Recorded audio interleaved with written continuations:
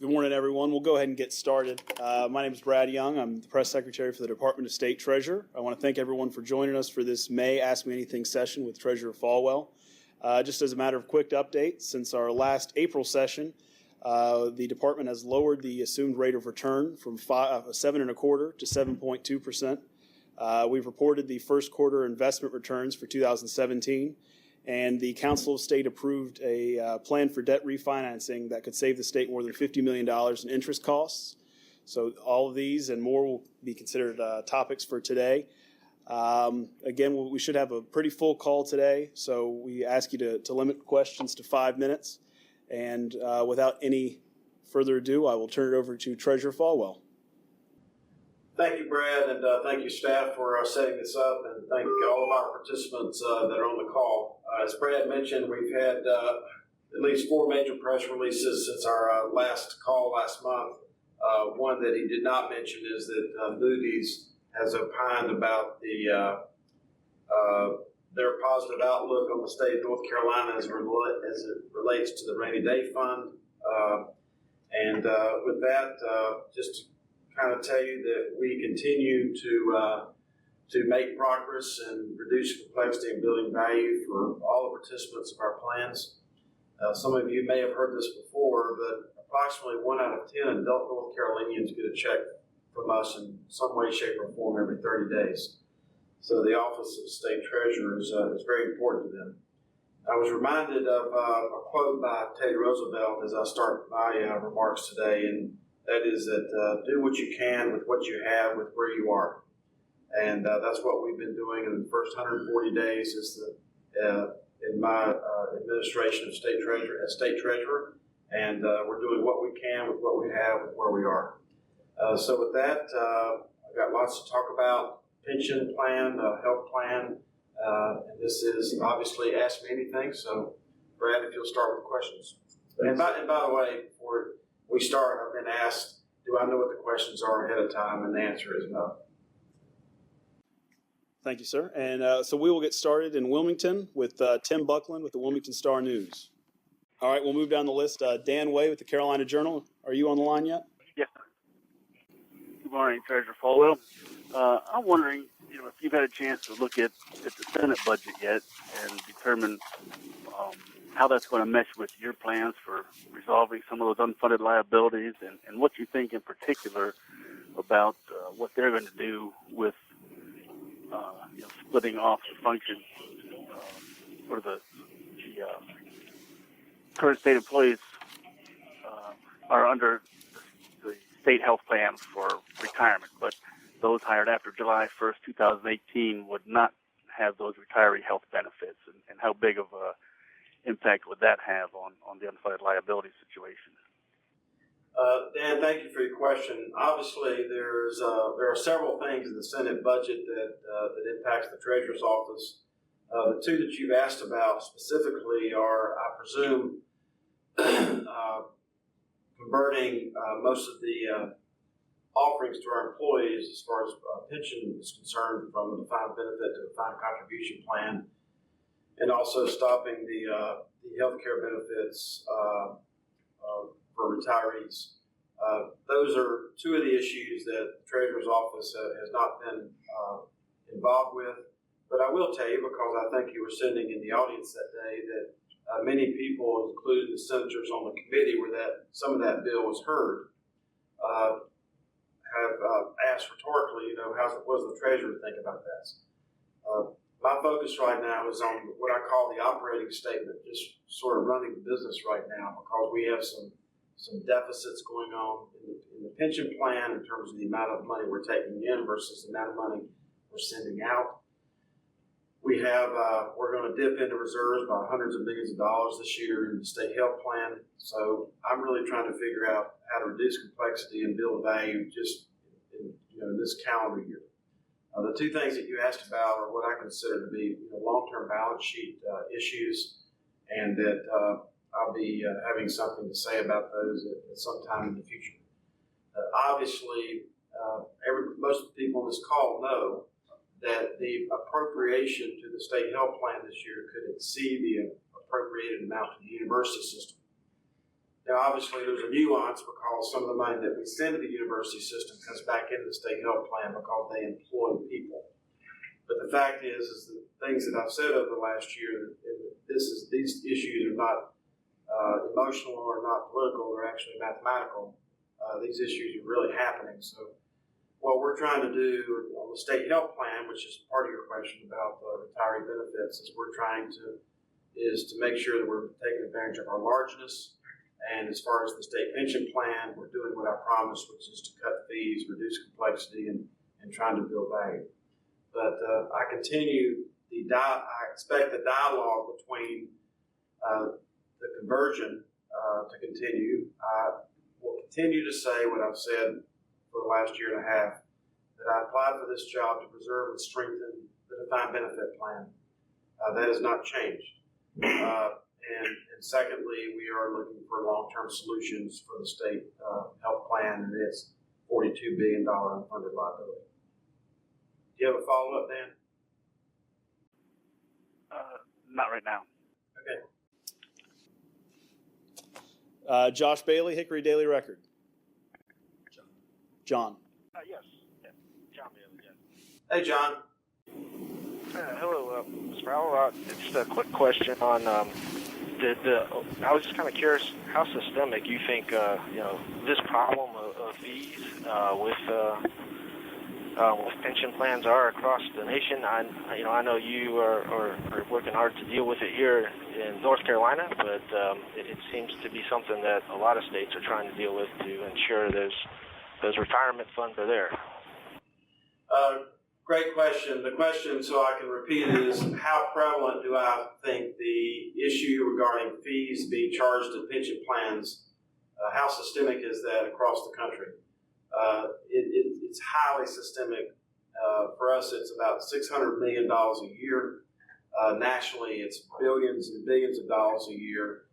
And then some think tanks have even taken that further and looked at the opportunity cost of not being in passive investments and what that has actually done to the amount of money that's in the pension plan, not just the fees associated with the investments. A lot that we do around here is like yoga. We breathe every day and we pay attention to our own mat. And our mat is to be loyal to the participants of these plans and the taxpayers of North Carolina. We have cut fees in excess of $33 billion so far. If you multiply, that's per year in the first 100 days. If you multiply that times 4 years, that means that we will have cut fees by at least $120 million over that 4-year period of time. But that's just the floor. That's not the ceiling. We're doing everything we can to reduce complexity and build value. And John, I know I've met you before, but never talked to you about these subjects. It's not just the fees that the investment managers get. It's the legal fees associated with that, the accounting fees associated with that, the travel associated with that, the auditing fees associated with that, and probably some things I haven't even been aware of yet. So 16 years ago, the Treasurer's Office in North Carolina was paying about $50 million in fees. Last year, we paid over $600 million in fees. So we're reducing those fees very rapidly, and we're reducing them first off by me calling every one of the 175 money managers that North Carolina has that manage over 325 different funds, and asking them the 4 basic questions: who are you, where are you, how good are you, and how much are we paying you? And John, in closing, there's a lot of articles that have come out recently about the efforts that we're making. David Middleburg did an Business NC, New York Times did an article last week, Business Week, and lots of people on this phone call. So we'll be glad to answer any follow-up questions you might have. Thank you, sir. I'm good right now. Thank you. Thank you, John. All right, Dane Huffman, Triangle Business Journal. Hey, thanks, Dale, for taking our questions. The pension fund reported 4.1% for the first quarter, and as you've said many times, it assumed 7.25%, or it has until it was reduced to 7.2%, like you just said.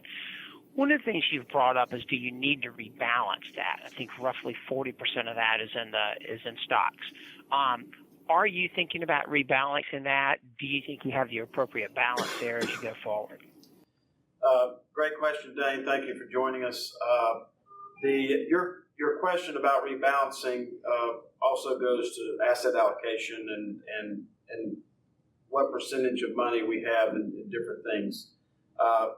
Unfortunately, because we have over $27 billion in alternative investments, our ability to rebalance those is pretty limited because those are investments that we have made on a 10 or 15-year basis where, and I've said this openly and I'll repeat it, where, in many instances we don't own those investments anymore, they own us.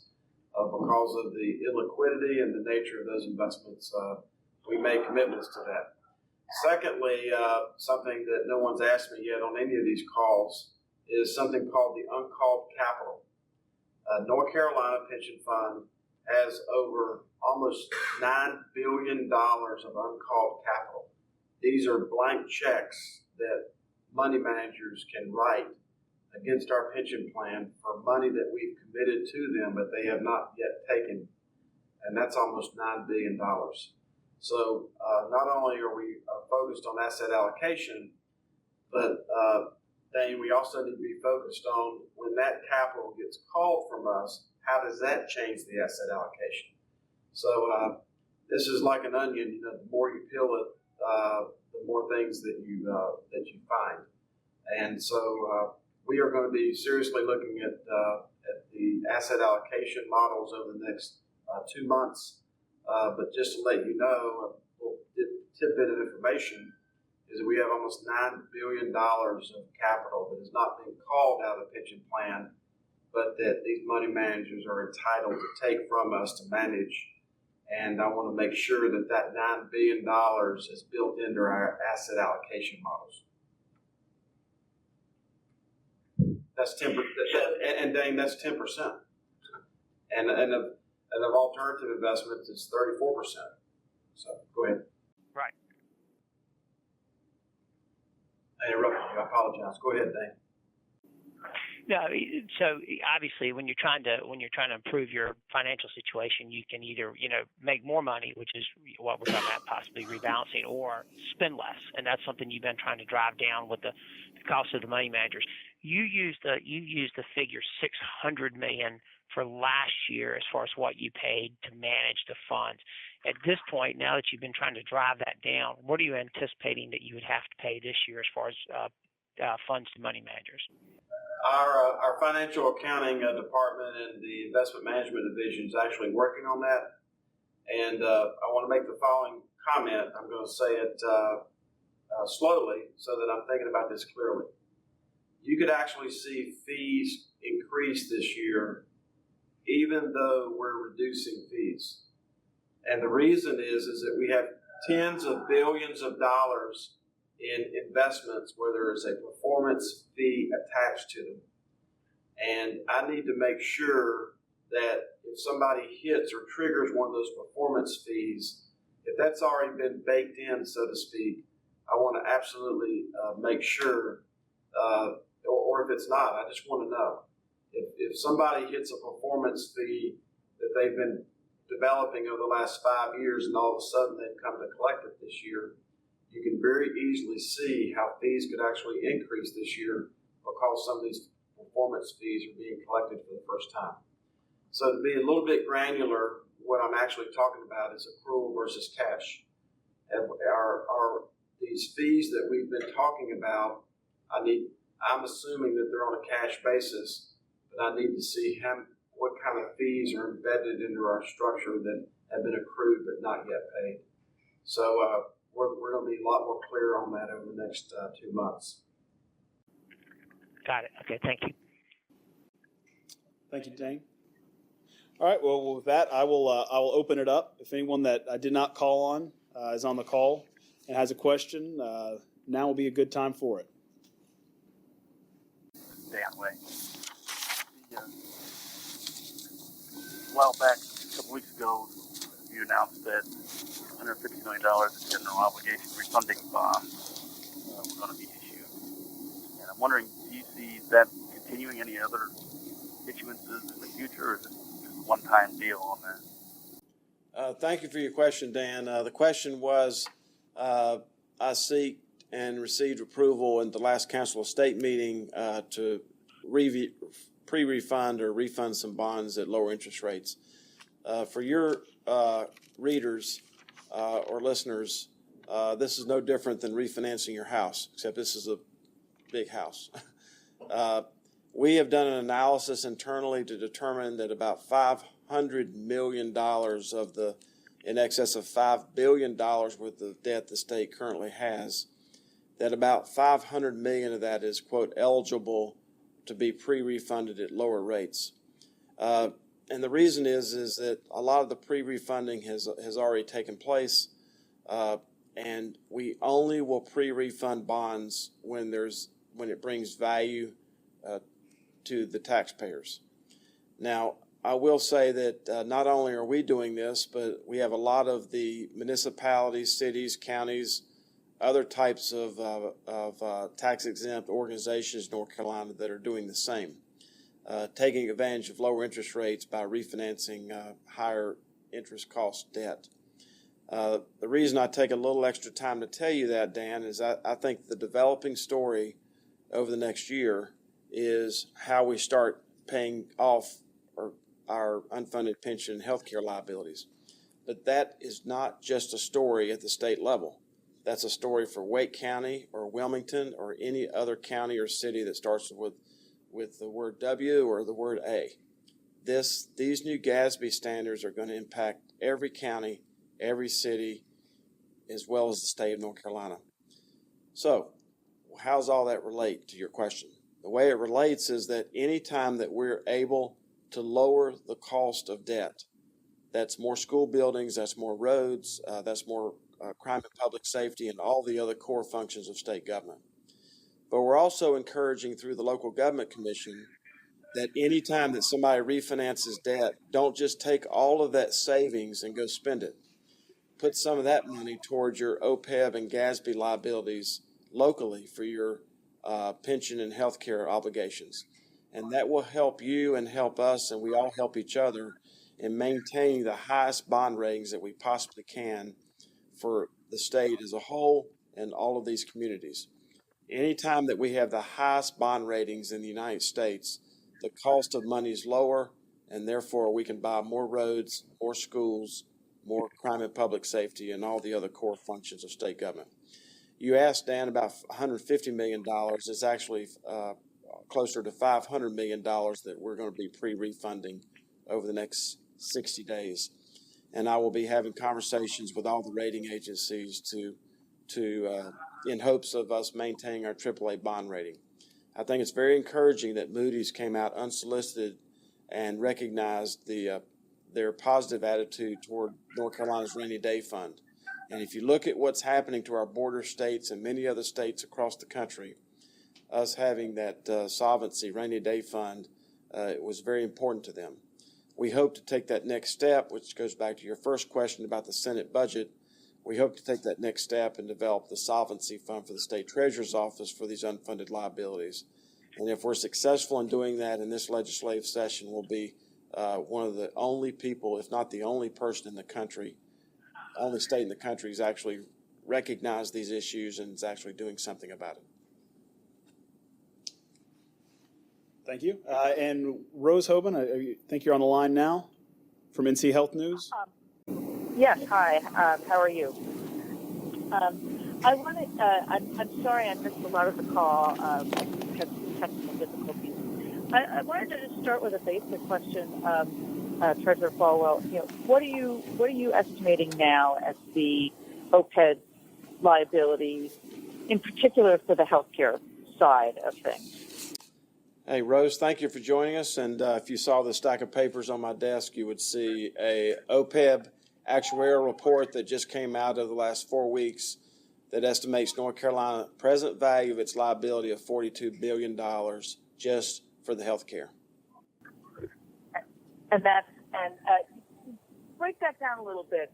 That's all retiree health care. How much of that is, for that chunk between the time that people retire and then the time that they're getting on Medicare? versus the essentially the Medigap that the state provides for retirees? Great question, and that $42 billion includes everything. I hope that you'll ask a follow-up question about how those groups or how they break down, but that $42 billion includes all of it. Now that does not include municipalities or counties, but I will say that part of the new accounting standards is that we start assigning that OPEB liability to the underlying units of state government. So I believe I'm correct in saying that, for example, a lot of that liability has been created by LEAs, school districts, and and a lot of that liability has been created by the university system.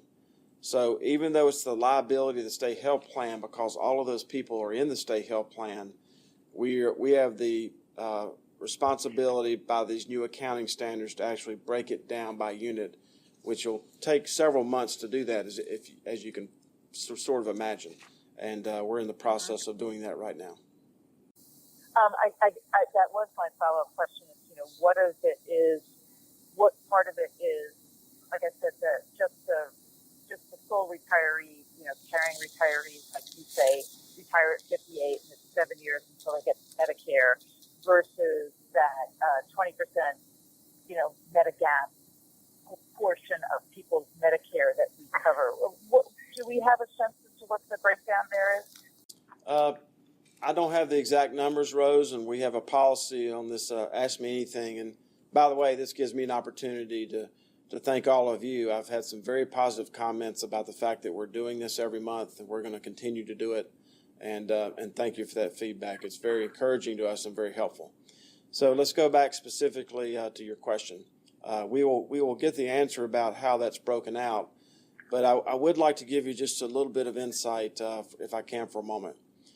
Our Medicare Advantage program, which is for people over the age of 65, 75% of our retirees are on the United Healthcare Medicare Advantage program. We're in the process of re-upping that for another year. We're trying to get the premiums nailed down currently. I will tell you there's something happening in Washington right now that is very, very important to our Medicare retirees, and it's called the health insurance fee. The health insurance fee is a fee that has been sunset for 2 years by the federal government, and we're working hard to make sure that it remains to be sunset for the next 2 years. That health insurance fee could result in a $20 or $23 per month increase on our Medicare Advantage cost, multiplied by 150 to 180,000 participants. Now, on our Medicare Advantage program, and this is not exactly what you've asked, but I'd like to take the liberty of explaining it. On our Medicare Advantage program, because so much of that cost is being subsidized by the federal government through the Medicare program, those premiums, we have an underwriting profit of about 38 cents on every dollar of those premiums we take in from the retirement system. But then when you talk about the gap, you mentioned the age of 58, people can actually retire at 48 in state government, depending on how they accrue their sick leave and that kind of thing. So we're really talking about 48 to 65-year-olds.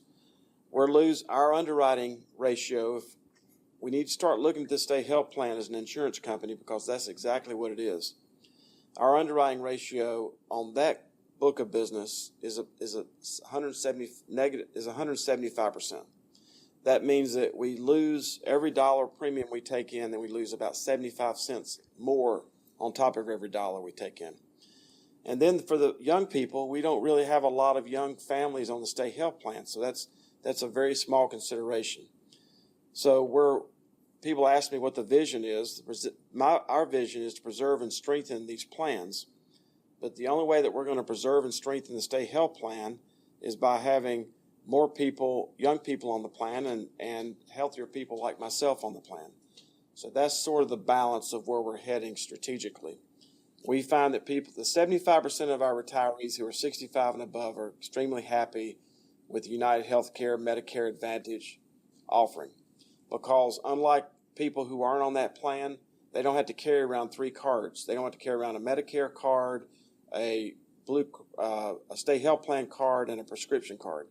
When they're on that Medicare Advantage program, they only have to carry around 1 card. It's very seamless in terms of the prescription, the primary coverage of Medicare, and also the secondary coverage from United Healthcare. We would like and hope to duplicate people's happiness with that post-65. If we can be half as good with that with the crowd between 48 and 65 as we've been with the people over 65, then a lot of these issues that I've been talking about for the last year are going to resolve themselves. I mean, one of the problems that with not having younger people on the state health plan is the fact that the premium for families or spouses or other dependents are so high. Do you have a plan for addressing that somehow? Thank you for your question. I don't have the graph in front of me, but I would suspect that. Well, let me just tell you that there's a medical arms race going on, and it's not just in North Carolina; it's across the country. And I may not be able to stop the medical arms race, but I do have a fiduciary responsibility to protect taxpayers and state employees. So you asked me about the plan. The plan is, which has already been approved by the State Health Plan Board of Trustees, is that there's going to be a small premium charge for the individual coverages in the 70-30 and the 80-20 plan next year. Number 2, we are freezing family premiums. And number 3, we're then going to be turning our attention to cutting cost. We know that there's a reason why North Carolina, as one of the largest health plans in the country, has one of the lowest participations of families in the country. And the reason goes directly to your point, which is cost. We think that if we can find a way to lower the cost for family premiums, that we will get more families on the state health plan. And these families are typically not people like my age who are more predisposed to coronary artery disease, diabetes, COPD, and other ones of the 5 most and biggest things that we spend money on. So that's where that's why we're optimistic about where we're headed with the state health plan. Is that we have to drive down family premiums to make it more affordable for 2 basic reasons.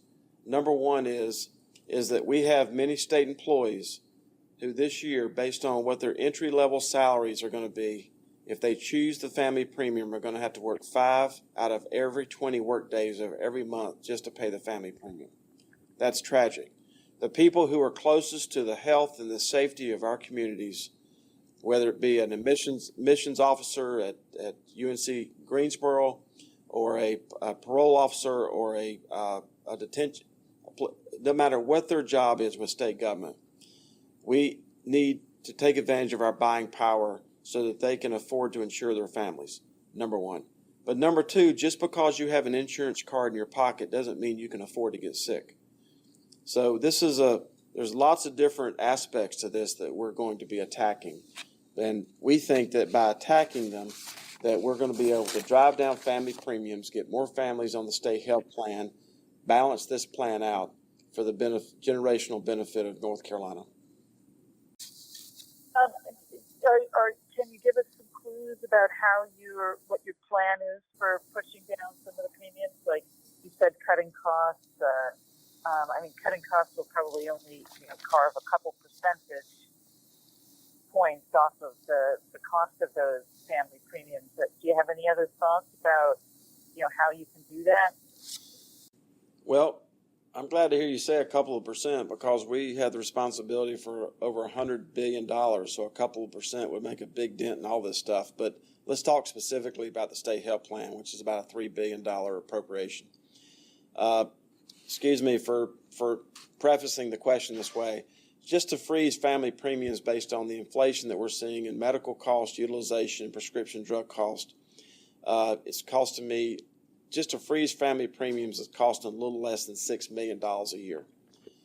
And we have people in the state health plan right now, for the first time, actual people working on how much can we drive down premium so that we get younger, healthier families on the state health plan. So this delta that you're referring to in your question, we are working on that.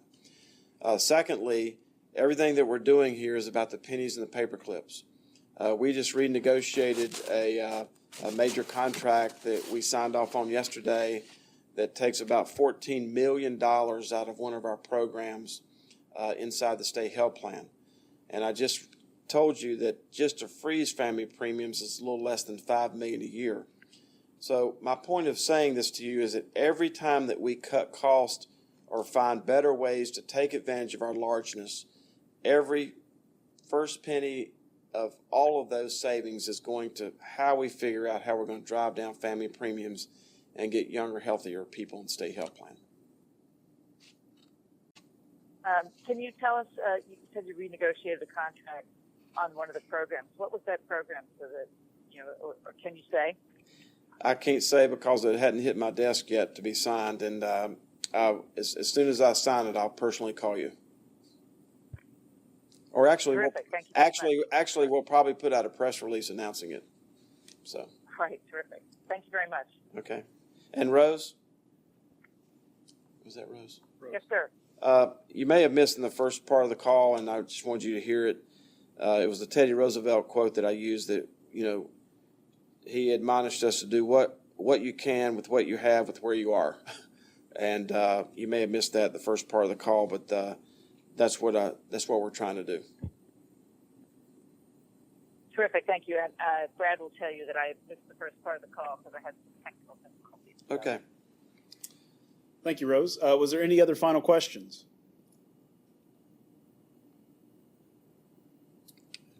All right. Well, thank you very much. Did you have any final comments, Treasurer? I just want to thank you all for joining us. I know this is a very busy time in the legislature and in the executive branch where there's a lot of choices that you have about of what things to cover, and we just want to thank you for taking the time. I will leave you with a thought. Somebody asked me the other day, "Am I having fun yet?" And the answer is no. But I can tell you that we're heading in that direction because everybody on this call knows that everything you've ever done in life where you're the most successful, at the end of the day, it was something you were having fun doing.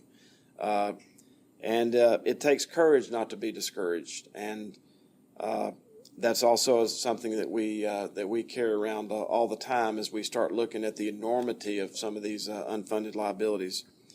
And lastly, even though I talk about numbers a lot, whether it's the $42 billion unfunded liability or not have achieved our investment returns on average for the last 16 years, at the end of the day, the numbers will not change the direction of our trajectory. It's the heart. It's the heart that's going to change the direction of the trajectory on these things. And I appreciate the heart and the effort that all of the stakeholder groups and as well as the employees of the Office of State Treasurer are putting into these problems. Thank you, Mr. Treasurer. Dale? Yes. Hey, Dane Huffman, before you hop off, there's one thing I want to ask you. You mentioned that the fund had assumed, the pension had assumed 7.25, and y'all dropped that to 7.2. Did you say your office did that, or who was it who officially did that? Great question, Dane. The Board of Trustees of the TSERS, which is Teachers and State Employees, that's what the TSE stands for, and the ELGERS, which is LG, local government, the boards of those two pension plans, of which I'm the chair of both those boards, I made that recommendation in a public meeting about 3 weeks ago, and both of those boards approved the lowering of that investment return assumption. Now, I want to take an extra 2 minutes to explain something. Number one, when you're talking about a big lever like that, gradualism is very important. When you're talking about waste, fraud, and abuse, you're not gradual about it. You have big goals and short deadlines. But when you talk about one of these big actuarial levers like the 7.25 down to 7.2, Obviously, we are headed towards 7%. That's where, we're behind California in this regard. So our hope is that as we reduce these fees and build more value inside the pension plan, that we're able to lower this by 5 basis points a year over the next, at least while I'm here, for the next 4 years. Now, why is that important to your question? Because every time we lower that by just 5 basis points, it requires millions and millions and millions of extra dollars by the General Assembly to fund the ARC, the annual required contribution. So that's why we're doing it gradually. The first question on this call was about the Senate budget. I think Dan asked the question. The Senate budget fully funded the pension plan using the lower 7.2% rate of return. Now, I'm going to say something here that you're all going to have to go get a Tylenol after I say it.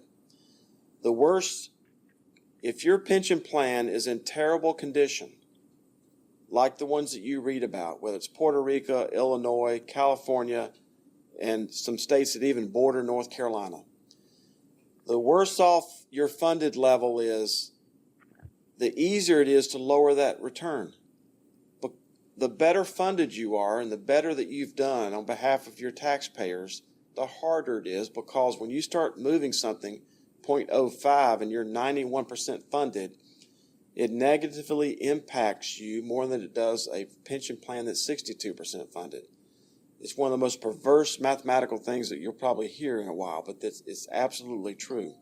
So that's why that I propose to the board that we do this gradually, not just do the 0.25 all at one time, but to do it 5%, 0.05 this year, and then come back to them with another recommendation next year.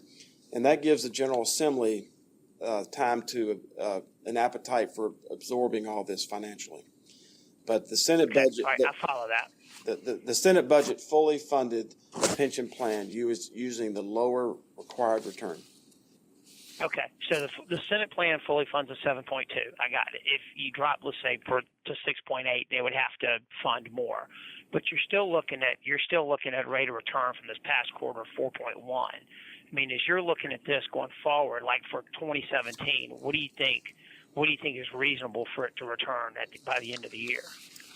Well, if we hold on to our investment gains, earning 7% seems very reasonable. But in the press release that we put out just a few weeks ago, the total pension plan rate of return for the last 15 years has been 6.3%. We are in about a $12 billion deficit in terms of what we call investment gains. We'd have to earn $12 billion of gains in order for us to be what we call not in arrears, based on the losses that have been accruing and the lack of performance over the last several years. So anytime that we earn 4.1% for the quarter, obviously it's important to hold on to those gains for the whole year, but it's also important to know that when you plug it into a 1 year, 3 year, or a 5 or 10 year number, it doesn't move the needle very much. But that's where we are as far as the investment gains are concerned, and as far as the returns are concerned. Okay, all right, I follow you. Any other questions? Going once? Okay. All right. Well, thank you again for joining us for this May call. As always, highlights in the podcast of this Ask Me Anything session will be available on our website. And we look forward to hearing from you next month. Thank you all for joining us.